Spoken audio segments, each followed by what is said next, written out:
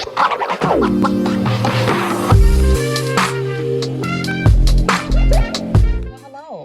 and welcome back to another podcast episode with Brittney Bundles. You are listening to the Brittney Bundles podcast, where we empower people through entrepreneurship. And today's topic is going to cover the fact that your business may be small in your mind, but could be huge in others' eyes. I want to talk about that. Recently, I was in conversation with someone, another entrepreneur, and they were mentioning all of the reasons why they didn't want to take their business to the next level at this particular time.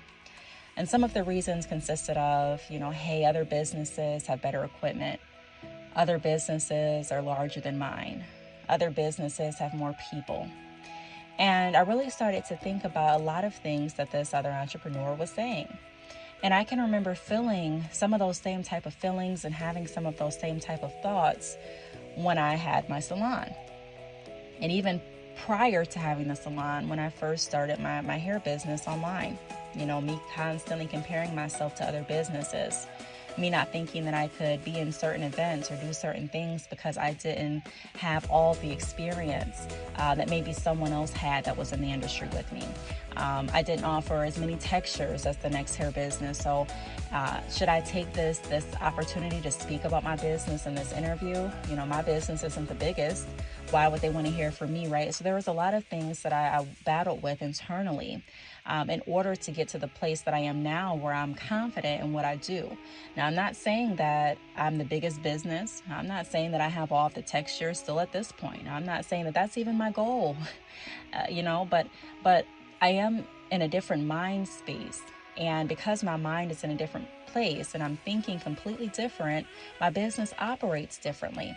And because it's operating differently, I have different results than I had when I initially started. And so during the conversation, I really wanted to reiterate and show this entrepreneur how you can use what you have as a benefit. Not what you don't have as a crutch, but what you do have, and still strive to reach those goals that you have. I'm going to be talking about all of that in today's episode. So if you're interested, be sure to share the podcast. I've mentioned this in some other podcast episodes. I really want the word to get out. Spreading the podcast not only helps the Brittney Bundles podcast to grow, but it also helps the entrepreneurs that have been on this platform, whether they have promoted a product or service or they share their business journey. It helps shed light on them as well. So our community is all about empowering people. And so the more people we can get empowered, the more businesses we can help, the more businesses we can promote, the better our business will become as well, because we're putting energy into helping others, and what you put out, you receive back. And so it's so many good things involved with sharing. So be sure to share the podcast, share it via social media, share it via email, share it via text message. Turn on the podcast when you're riding with a family member or a friend. I'll give you a moment to share the podcast, and I'll be right back in just a moment.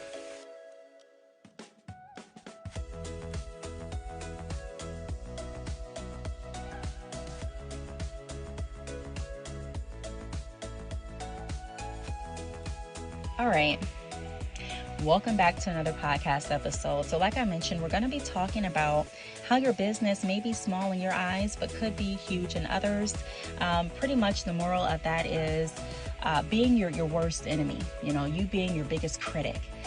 Instead of looking at your business for what it is providing, not discrediting what you can do to improve it, but also not using what you can do to improve it or what you don't have as a reason to not go your hardest, to be your best. The first point that I want to touch on is we have to get out of our own way. Okay, like I mentioned, sometimes we are our biggest critic, and we're the reason why our business is not functioning at the level that it should be. There are many of times that I look back over my entrepreneurial career, and I realized that there were different opportunities that I didn't take because I was intimidated. I didn't feel like I was in the right place. I didn't feel like my business had grown to the point for me to do certain things. I didn't feel confident in what I was saying, how I delivered the message, not even what I was saying, but how I was delivering the message. I didn't didn't have the right camera. I didn't have the right lighting. Sometimes I would say, hey, I want to record what I have on my mind, but I didn't change my shirt, so I have the same outfit on. And it wasn't until I kind of got out of those thinking habits and behaviors that prohibited me from being my best. And I said, you know what? I'm not going to worry about that right now. What I'm going to do is worry about providing the best me that I can provide. And if that means that I'm going to get on camera and talk about the business strategies that I have, or something that happened in my business that's going to help others and also help my business, I'm going to do it. I'm not going to wait until I get the ring light. I'm not going to wait until I get a camera. Now, am I saying that good quality doesn't count for anything? I'm not saying that either. Not at all. But I am saying that I am a big advocate and believer of using what you have. Use what you have to get where you want to go. Don't wait. Sometimes we find ourselves declining different opportunities to be on podcasts. Sometimes, there have been conversations with me and other entrepreneurs, and the entrepreneur really wanted to get on the podcast, but for some reason, and a lot of times the reason would stem from an insecurity someplace, they didn't feel like they were in the place to talk about their business. Well, I haven't made this many sales yet, so I don't want to really talk about what I've done. Or I haven't gain this many followers yet on social media, right? So I don't really think that I'm the best to talk about the strategies that have helped me get to where I'm at now. Or maybe in a year, I can see myself talking about different strategies that I have learned. And what people don't realize is that there's people starting in every area. So although you may be in this place and you may not be at the place that you want to be, there are people that want to be in your place. Okay, let that sit there for a minute. You may be here on level, let's say marker or level 5. And you may say, hey, I really anticipated at being at level 10 at this point. So I'm not going to share the information that helped me get to level 5 until I'm at level 10. Not realizing that there are people on level 2 that would love to be at level 5 and that are hungry and craving tips on how to get their business to level 5.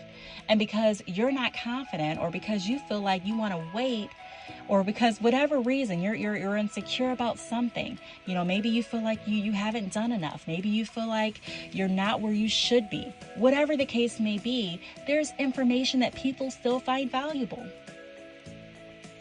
There's information that can still benefit people that are listening to podcasts. There's information that can still benefit people that are wanting to learn how to utilize social media to better market their business. We don't have to be at the finish line in order to share what has worked for us thus far.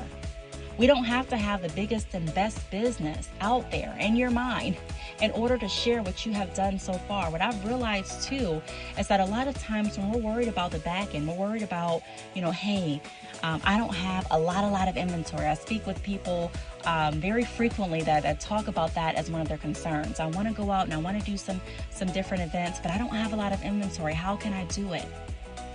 And the people that are coming to them to purchase hair, they're not counting their inventory. They don't know how much inventory this business has or doesn't have. All they're knowing is this business has provided good quality extensions when they order before, hair extensions. They know that this business is reputable. They know that this business has good customer service because every time they've reached out, they've gotten their inquiry or their question or their concern addressed and handled proficiently, properly.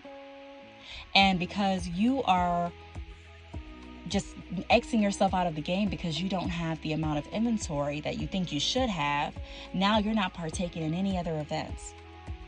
Now, I'm not going to sugarcoat things and say, hey, you don't need to have any inventory to go to like a pop-up shop. But there are ways, and there are businesses that I've worked with that interchange, they use drop shipping and wholesale very strategically. So one month they may drop ship, or one season they're drop shipping. And then another season, another quarter, they're drop shipping and they're doing wholesale. There's people that go to different pop-up shops and they take the sample kit with them. The sample kit that I offer on badchickhair.com with different textures. And they allow people to see different pictures. They may wear their extensions to the pop-up shop. They have samples ready to go. They have the sample kit where people can actually see and touch and be able to interact with the different textures they offer. And then they have a way that they can pre-order their hair. So they kind of use like the pre-order method, which is very similar to drop shipping. Very similar. Okay. So it takes creativity to be an entrepreneur. I'm not going to downplay that, but I do want to upplay the fact that we a lot of times are in our own way. When I was speaking with this entrepreneur, he was mentioning that he didn't have a certain equipment, and that was his reason for not collecting automatic payments, and that was his reason for doing different things, right? And at the end of the day, I had to explain, I don't know the difference between this equipment versus this equipment. I don't know if I call for example, let's say there's a person that runs an auto mechanic shop, okay? And I recently had car issues. If you're following my YouTube channel at Brittney Bundles, I mentioned it. Thank God it was fixed, because being without a car, I'm telling you, you don't take your car for granted. There were times that I just automatically thought of someplace I wanted to go and went out, kind of my mind was getting ready for me to get out and go to that place. And I remembered, wow, my car is at the shop, so I'm just thanking God for even all of the things that we overlook on a daily basis. That was one thing that I was just very used to using, my car, just hopping in and going where I wanted. But anyways, let's take a car mechanic shop as an example. And there may be a mechanic that says, you know what, I'm not going to offer credit card payments at this point because my car shop isn't as big as the car shop downtown. Okay, they're big. They can offer credit. They can accept credit card and debit card payments. They can do buy now, pay later options. I'm not going to even look into offering it because my business isn't big. Not realizing that I don't, as a customer, now other customers may know, but I don't know the difference between this dealership versus this dealership. I'm literally on Google trying to figure out which car place can get me in the soonest, which one is a real shop, not a shade tree mechanic type of vibe or type of thing going on, but a credible business. I don't care whose shop is bigger. I don't care who has the newest equipment. I just care who can fix my car in the most timely fashion, in the best way, and save me the most money. So if this person is saying, hey, I'm not going to accept or even look into offering credit card payments, do you know how many people that they could potentially lose because they're not wanting to accept credit card payments or debit card payments, not because it wouldn't benefit their business, but because they're looking at their business as not good enough or not large enough to even offer such an option. When I'm saying no, as a consumer, I don't know. I'm not looking at that. I'm not looking at the size of your business. I don't know how many employees the shop downtown has versus how many employees you have. So a lot of times, my whole reason for saying that analogy is we get into this mind frame of overthinking things. And it's a such thing to overthink something. Hey, I don't have a lot of inventory, so why would someone come to me over the beauty supply store? Not realizing that people are looking for exclusiveness. So there's a lot of times that people want to go to a place that not everybody's going to. There's a lot of times that people have already frequented that beauty supply store and have realized, I don't like their customer service. I don't like the quality of their extensions. I don't like how packed it is when I go in there. I don't like having to go in there. My hair is not done and I'm running into everyone that I haven't seen and since last year, and I'm having all these conversations, and all I wanted to do was get my hair and go. And so I may be down on myself saying, you know what, I'm not even going to worry about opening my hair business up. I'm not even going to worry about being present with my hair business. So when people reach out to me, I'm missing interactions because I'm not there. And when I say there, you don't necessarily have to have a physical brick and mortar location, but I'm not available.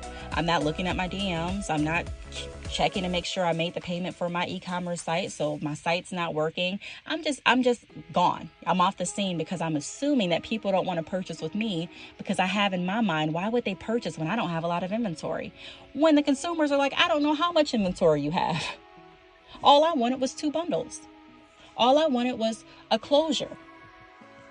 All I wanted was even just 1 bundle. There have been people that have ordered 1 bundle. They have used the bundles that they purchased a year or 2 ago, and they need another bundle because they're doing a different type of style and they want their style to be fuller. And so you're worried about not having all of this inventory when really what they are wanting, you have. So it's really important to get out of your own way. Get out of the way. We're worried about everything else instead of serving our customers. except doing what we can do. I'm not talking about what you can't do. I'm not talking about what you don't have. But what if people wanted exactly what you do have? Are you going to be available to provide that for them? Okay, the next point that I want to go over is your business is as valuable as you see it. Your business is as valuable as you see it. Meaning, if you can't see the value in your business, how can you expect others to see it? Now, there are going to be times where you don't see the value in your business, but others see it. There are going to be times like that, and they come to you like, wow, you have something great going on here. And if you don't believe it, if you don't see the value, you're probably going to say some things like, oh, okay, yes, it's a little business. I'm trying, but it's not where I want it to be. So you're going to down talk what you're currently doing, even though someone's giving you a compliment, even though someone's impressed with what you're doing. You're not going to be able to really allow those compliments to resonate with you because you're steady focused on the fact that you don't really see the value. That's why I talk about a lot in my YouTube videos. My channel, again, is at Brittney Bundles. I talk a lot on this podcast about you first getting into an industry that you find valuable, selling a product or a service that you find value in, because if you don't find value in it, you're not going to have the right passion to convince anyone else that they should follow what you're saying and be led by your guidance and expertise and recommendation to purchase, because you don't even see it. And whether you say you see the value or not is not the point. It's how you act. It's how you feel. If I get up in the morning, I may sell a product. Let's just take it for example. Let's say that I'm working at a job and we're selling carpet, for an example. I don't know much about carpet besides how it feels on my feet when I walk on it. I don't know. I've never been that picky. I've never been a picky carpet person, even when I own my home. I don't know. Again, I've gone to some people's houses and I'm like, wow, this carpet's amazing. I would really love to get this kind of carpet in my bedroom. And then I forget all about it. Don't think about carpet at all. Okay, but let's say that I worked at a carpet facility. And so my job was to get up and sell carpet. I don't get excited talking about carpet, me personally. Now, there's other people that I have spoken to that get excited about talking about carpet. They really do. They can get really intricate with it, Their eyes will light up. Their energy will spike. And it's other people that really aren't, excited about it. So they'll get up, but they don't really see the value in talking about carpet. They don't, they get, okay, this carpet is more valuable than this carpet, but you can tell that they don't have that passion about selling carpet. So at that point, again, you're only going to be as good as you convince yourself that what you're selling is something that you're excited about, is something that others should get excited about. That's why you should never do anything that you're not passionate about. Because if you're not doing it with passion, if you're not doing it putting, your all into it, you're not giving it your best. When I was a child, my mom would always say, no matter what you do, do your best.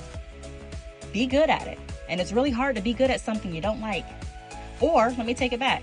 You can be good at something you don't like. It's very challenging to be passionate about something that you don't like, because some things just come naturally. I would say I'm pretty, I don't want to say really, really good, but I'm good at doing nails. If I wanted to, during COVID-19, I made videos on doing my nails. I can do them, and I've gotten compliments, and people even ask me to do their nails. So I feel like I can do nails. I can be good at doing nails, but I'm not passionate about doing nails.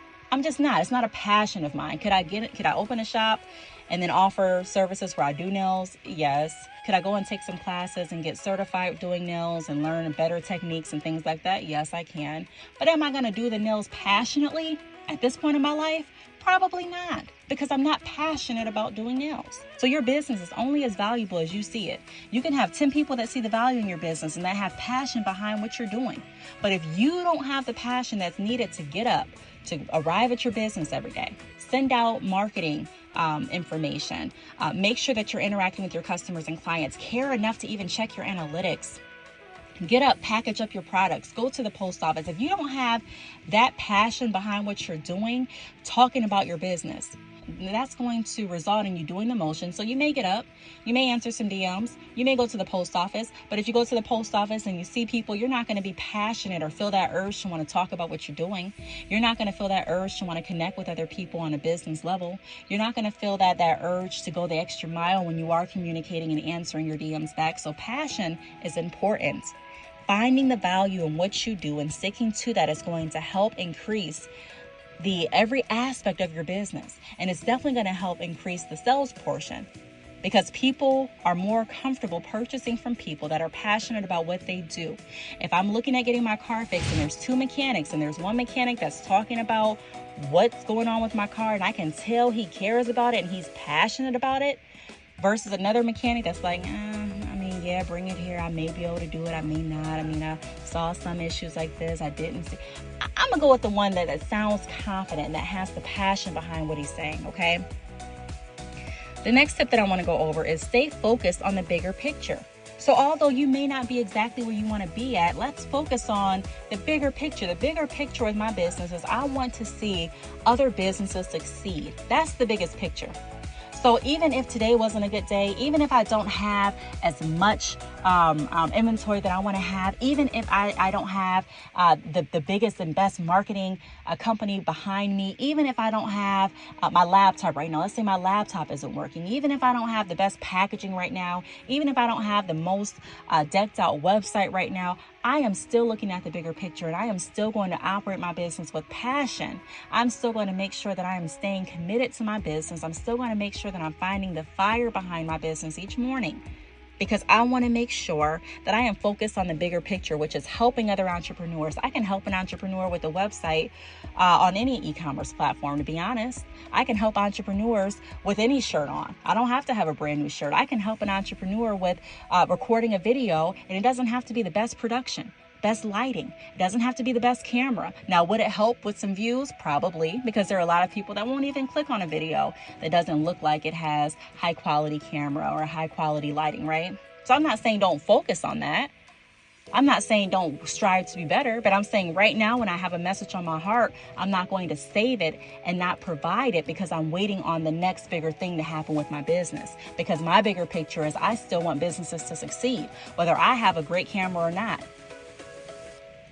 So I'm going to do what I can do to promote the message. I'm going to do what I can do to promote my business. I'm going to do what I can do to help other entrepreneurs with what I have right now. And I'm going to still continue to focus on upscaling my business. But a lot of times we use what we don't have as a reason to not get started, as a reason to not continue. And then we wonder why we are not where we want to be. I would still be waiting right now. I started YouTube about 3-4 years ago. I would still be waiting at this point, not even received a single payment from YouTube, not been able to help as many people as I have on YouTube, if I was waiting for the production to get 100% like I wanted it to. So it's important to stay focused on the bigger picture. Why are you doing what you're doing? Who are you looking at helping? What issue do you need to solve? And ask yourself, is it that important to put everything off? All of the things that you listed for your mission and your why, put it off until. No, you can always get better. I'm not telling you to stay in the same place. I'm not telling you to stay happy with not progressing, but I'm saying use what you have to get where you need to be. Number 4, don't let what other businesses are doing intimidate you. Don't let what someone else is doing intimidate you. Like I've said before, 9 times out of 10, you don't know the ins and outs of a business. There are people, and I'm not even kidding you all, there are people, social media gurus, Instagram gurus that have reached out to me. They have hundreds of thousands of followers. They are a beast when it comes to TikTok. I don't know anything about TikTok like that. They have marketing down pat, but they come to me for assistance, like with content writing. And some people may say, well, there's AI now. This was before AI. And even with AI, there are people that still value human interaction. You know, when phone systems transitioned, I don't know if a lot of you are familiar with, I'm not even going to mention a company's name, but before they had like switchboards, right? And live people would answer the phone if you called in for a company. And then when they switched over to automated systems, although it was a great idea and automated systems were really, really advanced at that point, there were people that would still call into companies and say, you know what, I want to speak to a person, and get frustrated when they heard a robot voice answer the phone. Can anyone attest to that? Can you attest to it, or can you attest to someone you know speaking about it? I remember a lot of times I would go over my grandparents' home And I was used to automated systems, right? I was used to calling places and hearing the automated system. So I got down pat. You press 0 pound, you can get right through, get to a live agent. Or state representative, get to a live agent. But my grandparents didn't know that trick, right? They didn't know the trick right off the bat. So they would call and get frustrated. Oh, why do I have this robot on the phone? I just want to speak with a person. I don't have the time to sit here and talk to a robot. And as the years progressed, there were people young and from the younger generation and the older generation that would say, you know what, I don't want to speak to an automated system. I want to speak to a live person. And so even though they have an automated system that is very intelligent, especially for that time, it didn't replace human interaction. So I don't care what people are doing with AI. There's always going to be value in working with another person. That's just how it is. There's always going to be value in working with people. Now, am I saying there's no value in using new systems and, computer generated software and intelligence? I'm not saying that at all. There's value there too. But don't diminish your value because you're looking at what other businesses are doing. I use the computer generated system as an example. Let's say you operated a business and all the other businesses were using the automated system, but you and your employees were still answering the calls just by yourselves. I'm not saying don't look to add any more efficient processes, but I am saying look at the value that you are offering. Think about how many people are happy when they call you and they can speak with a live person. They don't have to go through the automated system. And so instead of worrying about, well, this business is bigger and they got this, well, they're doing this, they have better technology than we do. Focus on what you have. A lot of times people don't even realize, I also mentioned the Instagram. People don't realize that, okay, even for me, I didn't have as many followers as some of the customers that have come to me for assistance. I don't, and I didn't. But they still found value in what I offered. They still found value in coming to me. So I'm telling you that if I would have had the mindset of, well, I'm not as big as them and their friends have bigger following than me. And, they did a collaboration with a woman and she has, quadruple the amount of likes and followers that I get. They wouldn't even, I'm going to go ahead and just not even get on Instagram. I would have missed so many opportunities and so many sales by downplaying myself and focusing on what I think someone else has going on. And then there's also been people on YouTube that have admitted to lying about how many orders they've gotten, stuffing different things in their mailers and taking pictures of themselves in front of the mailers to make it seem like they have more orders. So all I'm saying is not everything that you see and that you're wanting is actually real. I'm not saying there aren't any people that are doing great. There are. But I am saying that there are other people that you may look like or that they may present themselves like they're doing great and they may not. The whole time you may be doing more sales, but you're focused on, well, they look like they're doing more. Looks aren't everything. Looks can be deceiving, and that goes in business as well. So don't focus on what other businesses are doing. Don't focus on how other businesses are growing. Don't focus on what other businesses have that you don't have. Now, I'm not saying be blind to it, but I'm saying you have to find the value in what you're doing in order to allow what other people are doing to not even interfere with what your purpose and your mission is, to not even interfere with the value that your business is providing. Okay, the fifth and last thing that I'm going to go over is continue to go in order to grow. So sometimes we focus so much on growing. I need this for my business. Okay, when I get this, then I'll be confident. When I get this, then and a lot of times with that mentality, if and then, when the then comes, like when you get what you have been wanting, because you haven't put in the practice, you haven't trained yourself to become disciplined, when you do get what you have been waiting for, you really don't even know what to do at that point. You know how many people I've talked to and they're like, hey, when I get a website, then I'll start marketing. I really will. They get their website active and now, I'm reaching back out and they're like, hey, I don't really know even what to market. Like, what do I do next? What should I have been doing? Oh, I got to make a social media. Okay. Not realizing that you could have already made your social media while you were waiting on your website. And that way, when your website comes, you have people that you've interacted with through social media. So it's a lot easier to transition those conversations to your website now. Transition some of those inquiries to your website now. But because you're focused, you're in halt mode until you get, well, if I had this, then I would become more active. No, it's not an if and then. Now is of the essence. What can you do now? I know what you said you can't do, but what can you do right now? Write a list of it and let's get started. No more excuses. Well, I can't, really sell hair right now until I get my application approved from Klarna, buy now, pay later. No, you can accept payments other ways.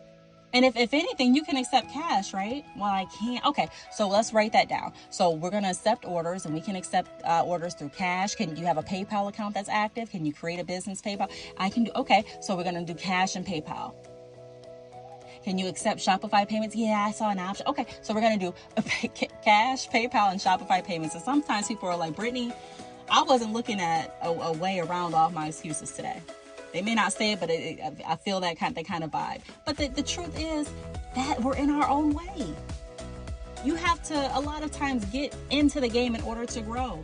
You don't just automatically, and I'm not going to say everyone, there's some people that are just naturally gifted and they just naturally get in something and it just flows right.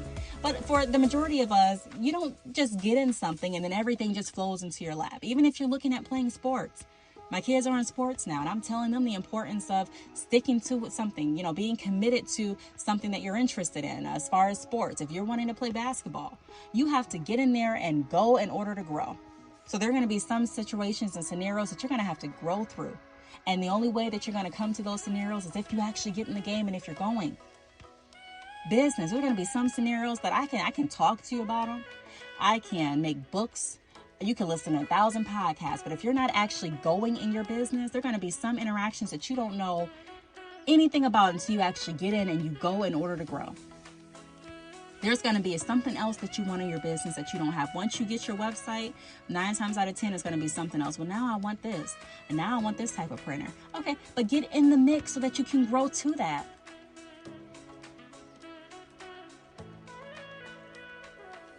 Okay, everything doesn't need to be laid out. Some things are waiting for you to grow in order to get to the next level.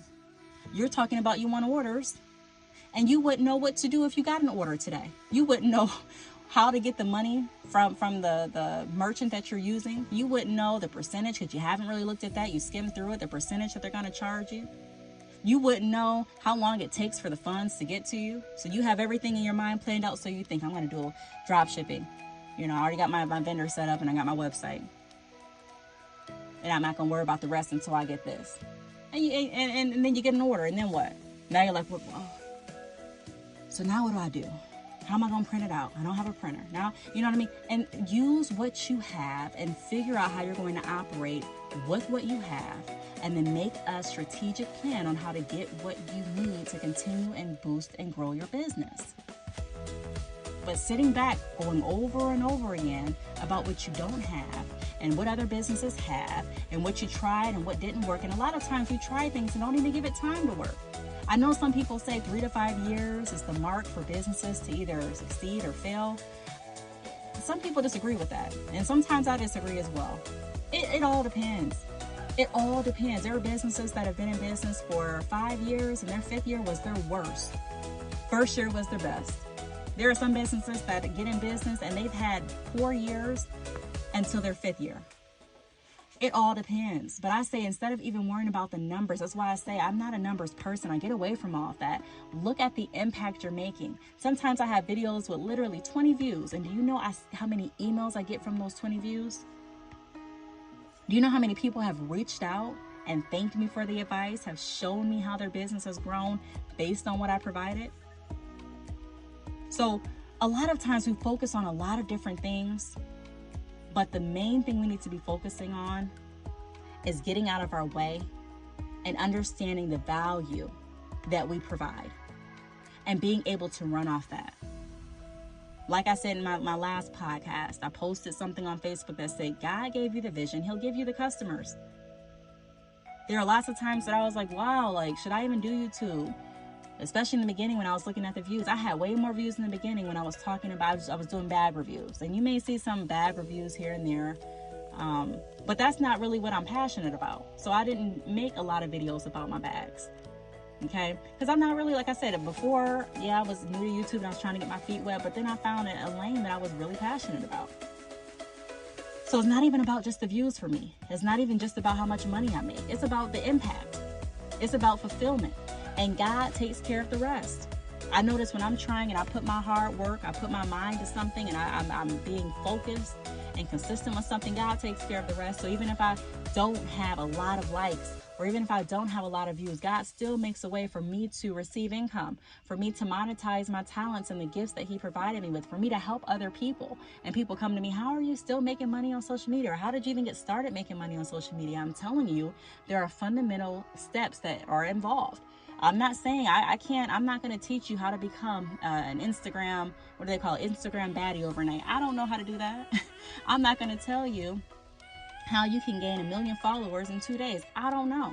But I can tell you how to create a business that is going to be valuable, that's going to help others, that is going to enrich relationships, that is going to profit you, that is going to be able to be buildable, so you can build on top of it, that's going to last, that's going to be built on the right foundation, that's going to be filled with integrity. I can tell you that. I can tell you and teach you how to become financially free and stable. I can also tell you that, hey, there are going to be some times where you're like, wow, what is going on with my business? This is not how I intended for the financial outlook of my business to be. And they're all going to be, and that's a good statement, and sometimes a bad. Sometimes you look and be like, wow, I didn't think that it would be like this. I have way more than I even anticipated. And then sometimes you'll say, wow, I thought I was going to make more off this sale. But like I said, if you only focus on the numbers, then it's very easy to get discouraged. It's very easy to get overly excited too. Focus on what matters. Focus on the value you provide. Focus on being consistent. Focus on the way that you interact and treat people. Focus on the way that you're viewing your business. Focus on the passion behind what you do. Focus on your fulfillment. Focus on helping others. Focus on all of those things and get out of your own way. I really hope this podcast episode resonated with someone out there. If you'd like to be a guest on the Brittney Bundles podcast, please don't hesitate to email me. Email me at the letter B, as in Brittney, talks, TALKS @yahoo.com. You can also follow me on social media. I'm on Instagram at Brittney_bundles. That is Brittney, BRITTNEY _bundles, BUNDLES. I'm on Facebook, Brittney Bundles, Twitter, Brittney Bundles, and YouTube, Brittney Bundles. Until next time, I'll talk to you all in the next podcast episode.